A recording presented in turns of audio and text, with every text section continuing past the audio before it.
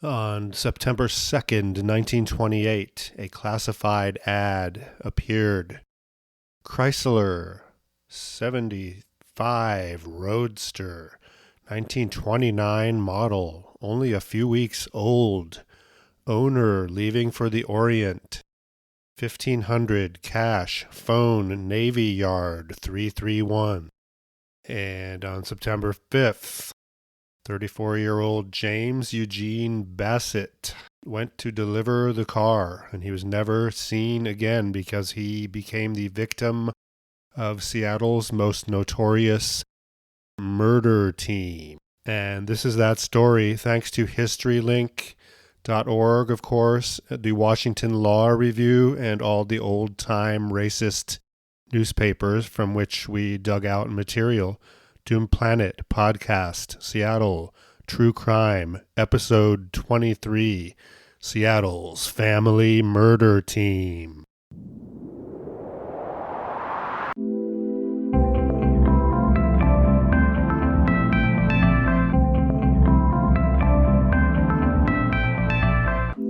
You know I love you, baby. And that's why it's time to get funky. James Bassett was staying with his sister in Bremerton, Washington. Decasto Eugene Mayer and his mom, Mary Ellen French Smith, had planned his murder. So James Bassett shows up to sell the car, and instead he is murdered and possibly beheaded. Mayer and Smith take his car. Mayer had a long criminal record. He's served time in state penitentiaries in 3 different states. He was a notorious car thief, believed to have stolen more than 300 vehicles. And he was suspected of having committed at least 3 murders. 3 people had apparently been seen for the last time hanging out with Mayer. For some reason, he was paroled from Leavenworth a few weeks before the Bassett murder. He went to Seattle to join his mom. And he told his mom he was going to be in the real estate business, but that he must have an automobile on condition of employment. And that started the path to the murder. So before Craigslist attracted every creep in the world, people would prowl the classified ads looking for crime opportunities. And Decasto Eugene Mayer and his mom watched the classifieds until they could find an ad for someone who was leaving the area after selling their car. That's how they found Bassett. And because these murderers were dumbasses, they were found several days later in Oakland, California, driving Bassett's car and possessing his watch, belt, cufflinks, and other effects. And they were extradited back to King County Jail in Washington State. And the prosecutors had a tough job because there's no body and no proof that Bassett was dead. So their evidence is a bill of sale for the car. Mayer went to the Capitol building in Olympia to get a set of license plates for the Roadster. And of course the incriminating evidence, the fact that they had his car and his stuff. But that does not prove murder, does it? Investigators couldn't find any physical evidence. There's no blood or anything in the house where Bassett was apparently murdered. And they searched the plumbing and the septic tank and everything. However, on the evening of the day of Bassett's disappearance, a Schmidt and son were driving in Bothell when the Bassett's Roadster with a Maryland license plate passed them at high speed, tried to make a turn and landed in a ditch. Schmidt went over with his kid and they put a spotlight into Mayer's face. And they were able to positively identify Mayer and his mom, Mrs. Smith, at the murder trial 10 years later. And they said that in the trunk of the Roadster were, quote, several gunny sacks covered with red stains. Schmidt's son said they looked like dried blood. Schmidt said the sacks appeared stained with paint or blood and that one bundle was not solid enough. It wobbled a little like jelly. tied to the side of the Roadster was a shovel. So Schmidt took down the license number. The prosecutors feared that Mayer and Smith might be acquitted because they don't have the corpus delicti, as they say, or proof of death or a body. So they tried them for grand larceny, just trying to buy time, hoping maybe Bassett's body would show up. Both of them were convicted. Mayer was sent to the state penitentiary for life as a habitual criminal. Mrs. Smith was acquitted at one point and then convicted again and sent to the pen to serve a 10-year sentence. Mayer was given a truth serum, basically device of torture in this case with no real scientific basis for use. And he made a confession while under the influence of the truth serum. And then he was one of the first people to be given a lie detector test. Also, sort of part of that bullshit Forsynic science hokum and not really admissible in court. So Mayer confessed that he hit Bassett over the head with a shovel and cut the body up and buried it in different places. And so they drove him around so he could try to recall where he had buried pieces of the corpse, but he said it was dark and the search proved futile. No body. 10 years later, in 1938, Mrs. Smith, Mayer's mom, was corresponding with someone and describing the murder, and the correspondee turned these letters over to the authorities, and it just describes the murder in great detail. Mayer killed Bassett with a hammer. Sorry, I said it was a shovel earlier. Mrs. Smith held an iron bar in readiness.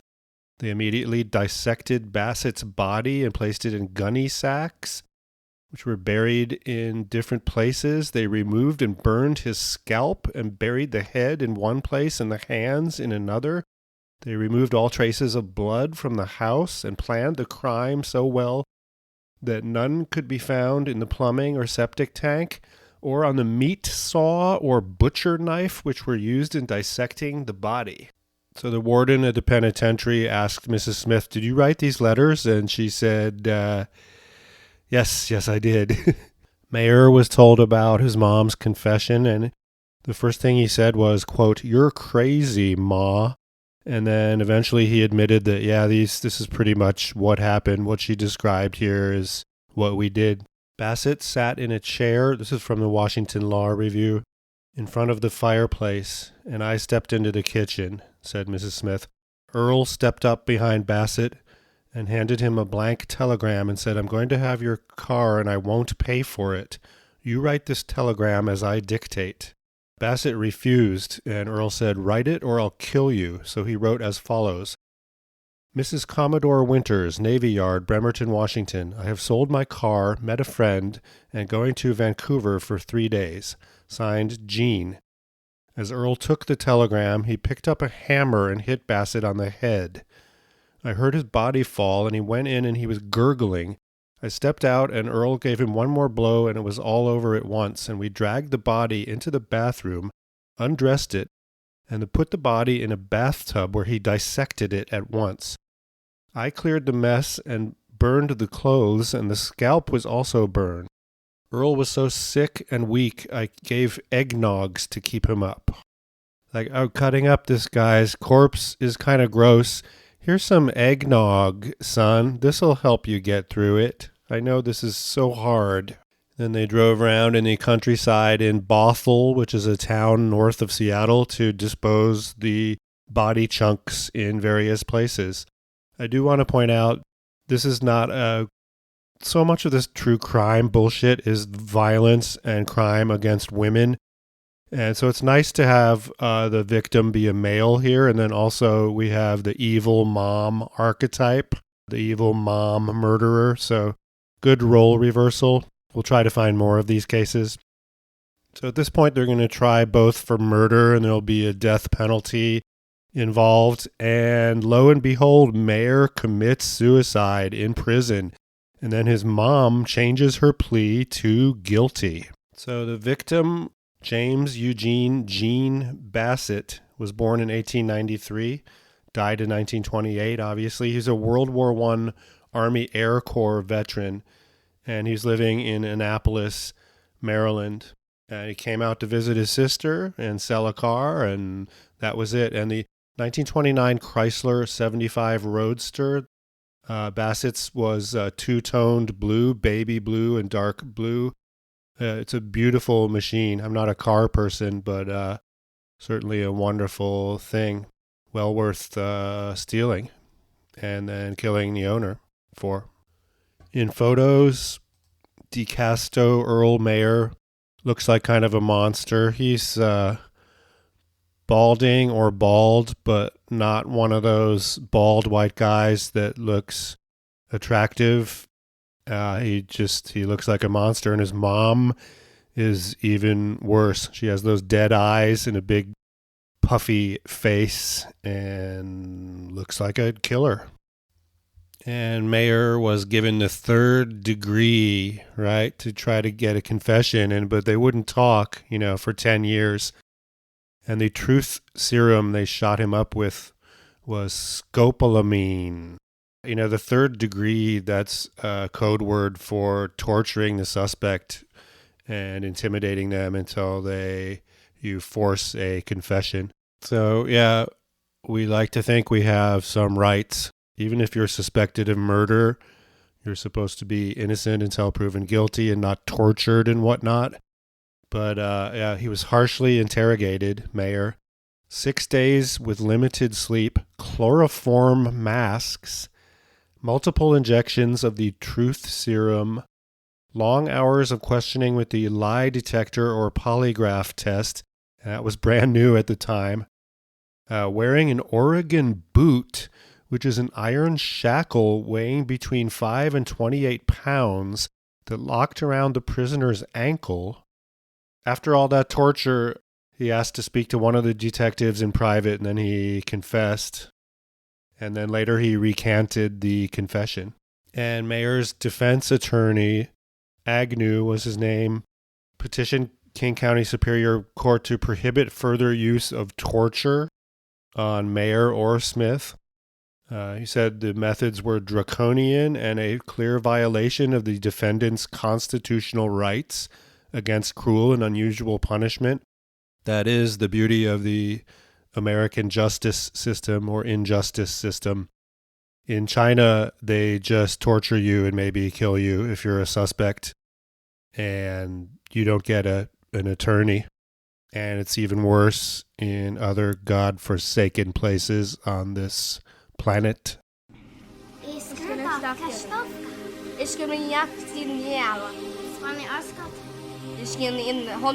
And Bassett's Chrysler was turned over by Mayer to their attorney as payment for his attorney fees, but then it was turned over to Bassett's father, Frank Bassett, who sold it through a Chrysler dealership in Seattle.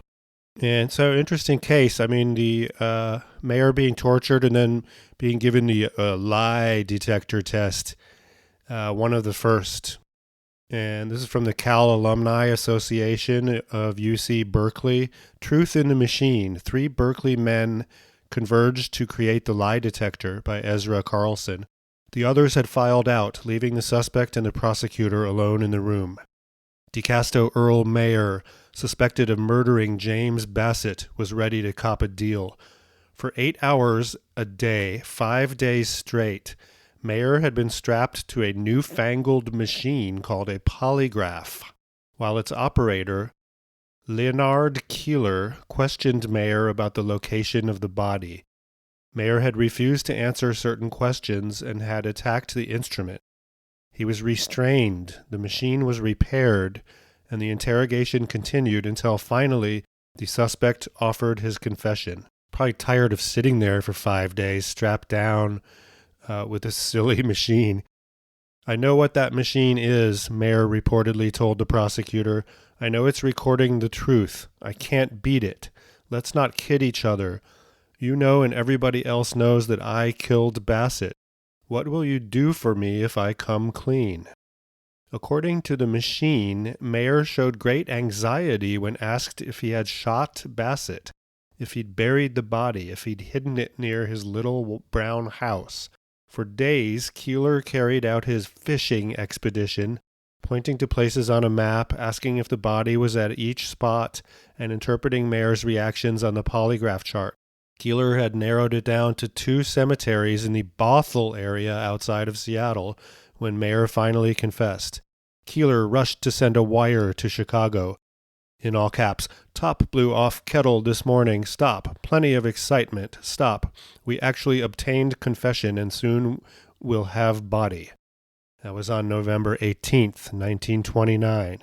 And according to Ezra Carlson, the case of Decasto Earl Mayer is just one of the countless procedural dramas in the story of the machine best known as the lie detector, an instrument that, despite almost constant controversy surrounding its validity, has never gone out of use.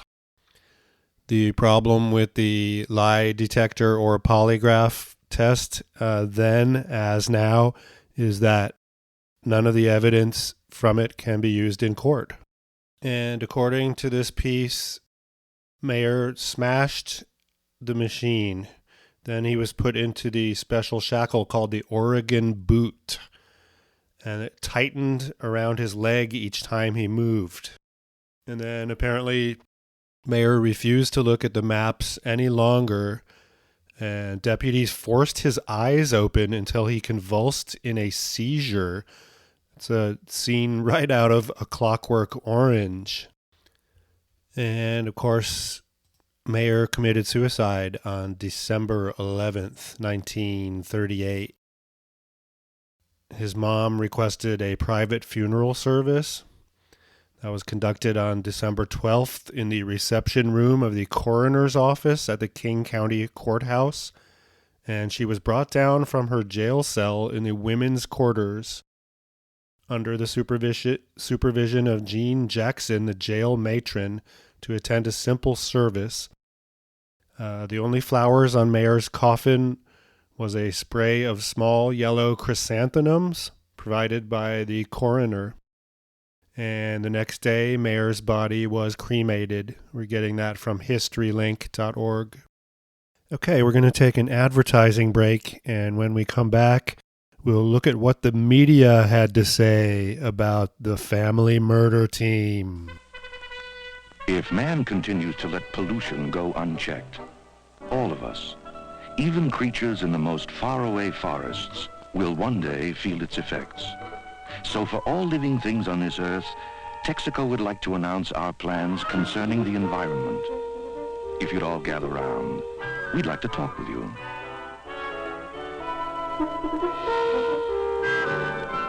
At Texaco, we've created a new department for environmental protection. It's made up of Texaco people who are dedicated to finding ways to protect the earth, the air, and the water. This department will guide the company's continuing efforts to help protect the environment, while Texaco provides the petroleum energy people need. We're all aware of the problems of pollution. We hope teaming up all our experience will help us find practical solutions. We're working to keep your trust. The Bismarck Tribune, November 23rd, 1929. Lawyer convinced by, quote, lie detector. Ewing D. Colvin alleged to have confessed murder of J.E. Bassett. County Prosecutor Ewing Colvin today announced that Decasto Earl Mayer would be charged with the murder of James Bassett of Annapolis, Maryland, who disappeared here more than a year ago. Colvin said the formal charge would be filed as a result of a confession which the prosecutor asserted he obtained from Mayer. This was obtained with the use of a lie detector and injection of truth serum.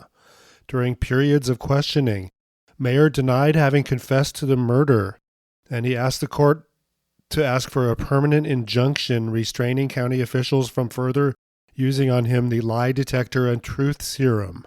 Colvin said the search for Bassett's body would continue, and that if it were found, it never was, of course, in 3 weeks the formal murder charge would be filed. But again, that didn't happen. He just got it for grand larceny, and then being a repeat offender meant they could sentence him to life in the pen. Evening Star, November 28th, 1929. Unmarked grave is a murder clue. So apparently Decasto Mayer led prosecutors to an unmarked grave, and a box is encountered. An iron probe, Colvin said, struck a board or box at a depth of about 2 feet. They dug in the grave in question, and it was believed to be a man known only as Dylan, who had been killed in an automobile accident. So if this story is to be believed, Mayer sent them off on a wild goose chase to his supposed burial place. March 11th, 1931. Hope of finding body of officer abandoned. Prosecutor withdraws exhibits used against suspects in former Annapolis man's case. Virtually abandoning hope of finding the body of James Eugene Bassett, former Annapolis naval officer who disappeared on his way to the Orient several years ago, Prosecutor Robert M. Burgunder withdrew from Superior Court files yesterday exhibits used against Decasto Earl Mayer and his mother, Mary Eleanor Smith. They were convicted of grand larceny, and Mayer is serving a life term in the state penitentiary. In the Sunday Star, Washington, D.C., September 6, 1931, origin of the third degree, otherwise known as torture, and its brutal terrors as applied today. And there's some horrific stories of cops trying to get confessions. One suspect was confronted suddenly with the scalp of his wife. In Texas, a man suspected of burning a merchant to death in his store was taken from his cell in the early hours of the morning and seated before the charred remains of a body at the scene of the fire. In Michigan, a woman of low intelligence was put in a cell from the ceiling of which dangled a skeleton, purportedly of the woman she had been accused of killing. New York and Chicago are the worst offenders with respect to the use of the third degree. The bare fist, the blackjack or nightstick, and the rubber hose appear to be the most popular instruments in New York City, while Chicago makes use of tear gas bombs, steel shackles for suspending the suspect upside down, or one of those thick Windy City telephone books rolled into a club and used deftly behind the ear. A list of alleged attacks on prisoners in nearly 300 cases reported by the Legal Aid Society of New York during 1930 discloses the following assorted methods of police brutality: hitting with a nightstick, kicking in the stomach, hitting in the jaw, beating with a rubber hose, clubbing with a blackjack, dragging by the hair. The cooler or the sweatbox sometimes helps a prisoner remember about a crime. The sweatbox, which came into wide use after the Civil War, is a small cell so arranged that it may be heated to a high degree of temperature. Some police employ the light cure, also known as putting the prisoner on the spot or giving him the limelight. This involves turning a spotlight full upon the face of the suspect and leaving him in the glare of the blinding beam for a long period. Another method is to flash the light on and off at regular intervals of 10 seconds. And, of course, there are, quote, prisoners who won't listen to reason under any sort of pressure.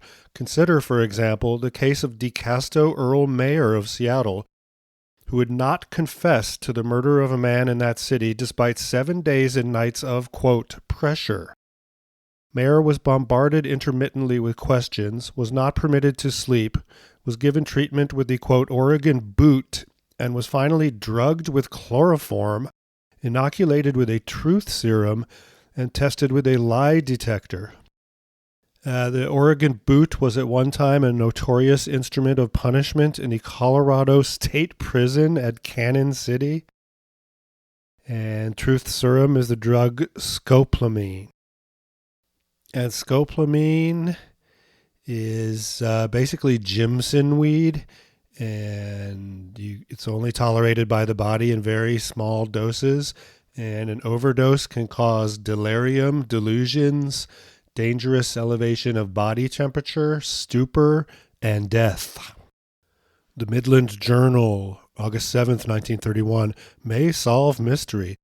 The finding some days ago in the waters of the Puget Sound, Washington, of a burlap bag containing bones of a human skeleton may solve the mystery of the disappearance of James Eugene Bassett 3 years ago. And, of course, that didn't solve the mystery, and maybe we should do a DNA test on some of these bones. That could be done, and you'd find Bassett's body at that point if we could do a DNA test on some of these bone appearances, and there are a few. December 4th, 1938, clue in Bassett case destroyed by fire. Flooring in a house near Seattle claimed to have been blood-stained when Bassett was beaten to death was destroyed by fire after Bassett's disappearance, a witness said yesterday. That's odd. That's the first I know of a fire, because I know the cops combed the place up and down and even went into the septic tank and could find no blood. December 9th, 1938, Mayer is on trial for first-degree murder based on his mom, Mrs. Smith's detailed explanation in a letter to a friend that started by saying, "My darling, sweet, gentle Wheeler." And that's where his mom described the killing. And Mayer said, yeah, that basically sums up what happened. December 11th, 1938, Bassett murder case evidence attacked. Milton Hellman, Mayer's attorney, said there's not enough evidence to prove the death of Bassett. A confession is not sufficient. It's true they have a confession from Mrs. Smith, but the only evidence is that two persons saw the defendant out on a highway on the day of the killing with gunny sacks in their car. The Evening Star, December 12th, 1938. Life termer charged with Bassett killing hangs self in cell.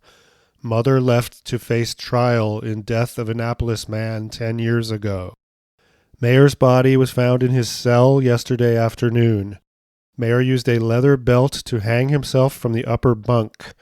To make his act doubly certain, the sheriff said, Mayer stuffed wads of paper down his throat, wrapped a black cloth around his head, lashed his mouth with the belt, and then tied his hands with a rope. He left a note for his mother. Dearest mother, words are sometimes meaningless. I am tired, and I wish to depart from a place wherein is oppression, and leave the house to tell its builder's fate. And for the place I leavest, I shall find another land. Everything is all right with me, and it will be easier for you in the future. The Times News, December 12, 1938, convict on trial for life kills himself. The description here is that the coroner's office reported that Mayer strangled himself by tying his belt around his throat. He stuffed paper in his mouth and tied his hands. It's the Midland Journal, December 16th.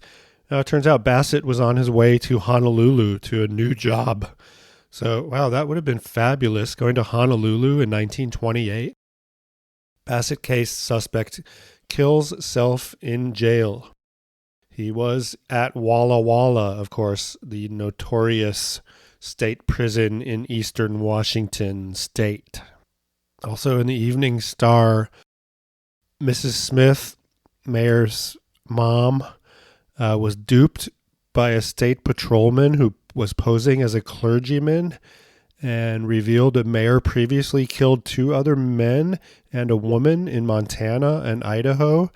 Mrs. Ernst Lacasse of Butte, Montana, who vanished in 1934. Ole Larson of Anaconda, Montana, who disappeared in 1921. And a man named Randall, whose body was buried in a stone quarry in Idaho. So Mayer was, in essence, a serial killer, and he allegedly told that to his mom. But your mom is going to love you no matter what. That's just what it is. Confronted in his cell yesterday with one of his mother's letters, Mayer showed no emotion. He said coldly, "She's goofy." From the Worcester Democrat and Ledger Enterprise, May 20th, 1938, we learned that James Eugene Bassett was a business manager and tennis coach at the Tome Institute in Port Deposit, Maryland. So that's a good tidbit. Oh, looks like it's time for a dog break because the milkman is here. And that makes dogs bark. It's all good.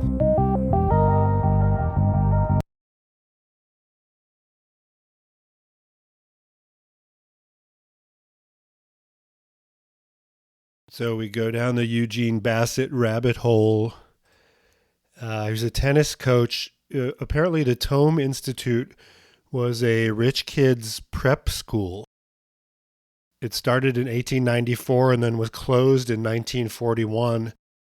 There's a website called abandonedamerica.us, and they have these incredible photos of the ruins of this school.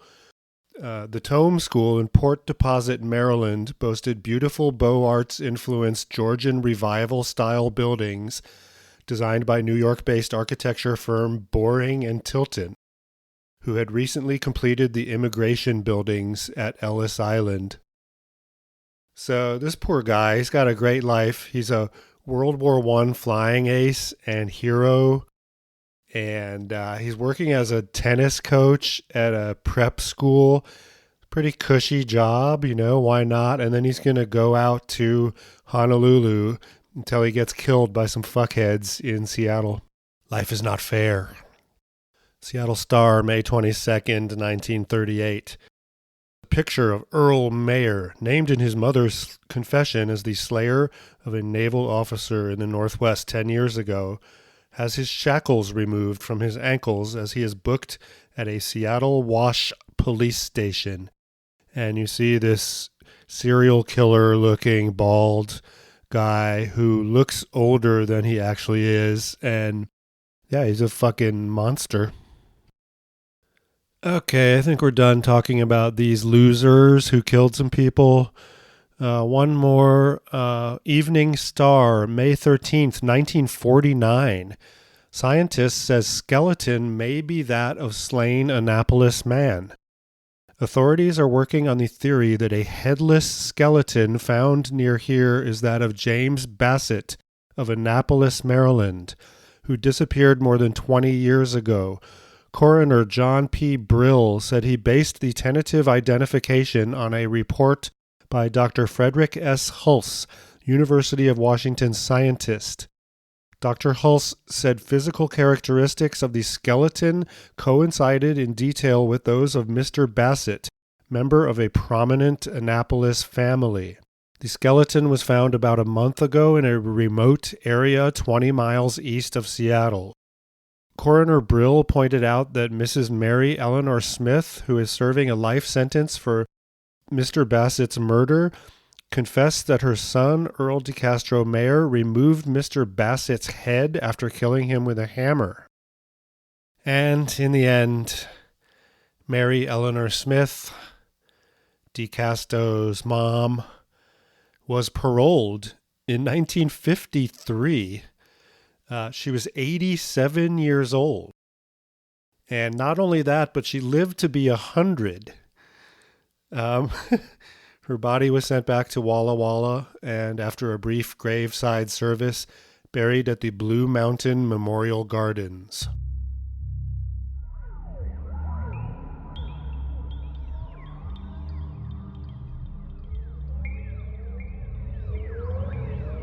And that's it. Now, if you're interested in what was happening on Friday, May 8th, 2020, stick around. We're going to do a few minutes of our bonus segments. Otherwise, stay tuned. Episode 24 is going to be about my pal Tom Hansen, who wrote the book American Junkie. Rusty, the media watchdog, is a critique of our mainstream corporate media, but also maybe we just want to look at some headlines. The Seattle Times, May 7th. Soundgarden members accuse Chris Cornell's widow of withholding benefit concert funds. So apparently there was this big benefit concert. The surviving members of Soundgarden were paid $78,000 to perform, but apparently it raised millions of dollars. And Vicky Cornell, remember her speaking when the statue of her husband Chris Cornell was dedicated. An awful person is squabbling with the other band members who claim that she can't account for all the money they raised. It was a concert that included some surviving members of Alice in Chains, Pearl Jam, and Brandi Carlile. Also members of Metallica and Miley Cyrus. Vicky is already in a dispute with the surviving members of Soundgarden over recordings that Chris made towards the end of his life that the band members say was going to be for a new album. So, gosh, if you could only go back in time and say, Chris, stick with your first wife, your manager, the one that created your band and with which you would not have launched to stardom. And now you have this mess and 2 little kids that you're not around for, and they're stuck with this trophy wife facelift Courtney Love-esque monster who's living off of your hard work and talent, doing nothing but causing bad karma. And that's verbatim from the Seattle Times. No, just kidding. That's what it would be if I wrote it.